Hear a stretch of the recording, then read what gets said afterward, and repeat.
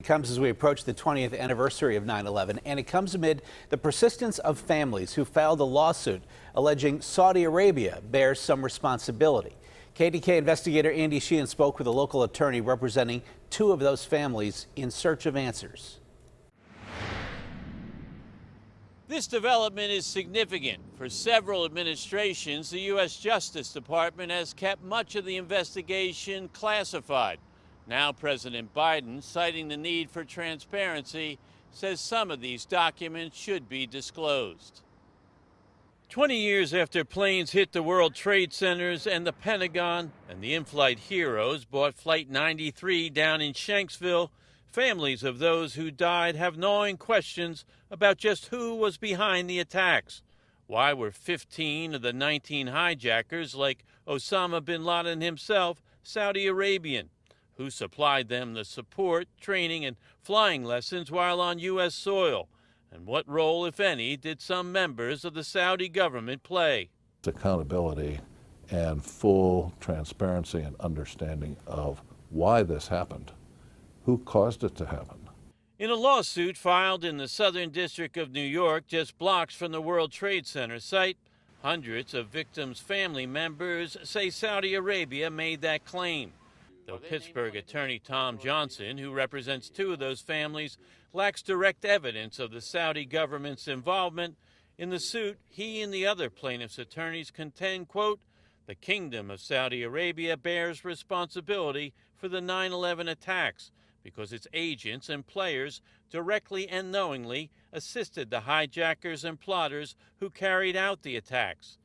The case centers in part on two Saudi hijackers, Nawaf al-Hazmi and Khalid al-Midhar, who traveled from Saudi Arabia to California and later hijacked and crashed Flight 77 into the Pentagon, killing 125 people in the building and all 64 aboard.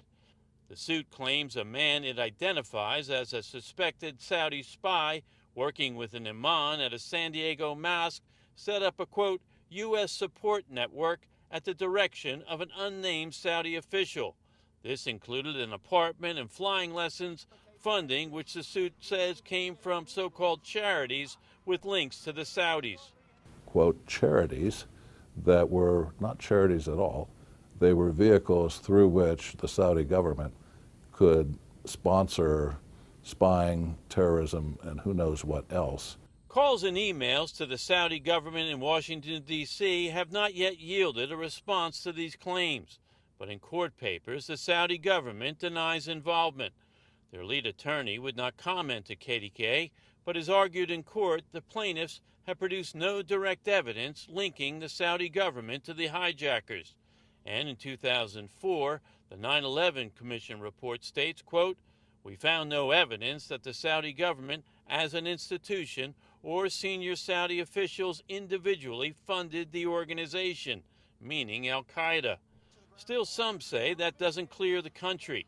Johnson and his fellow attorneys concede more definitive proof is needed, and for years have pushed to declassify FBI documents concerning the investigation.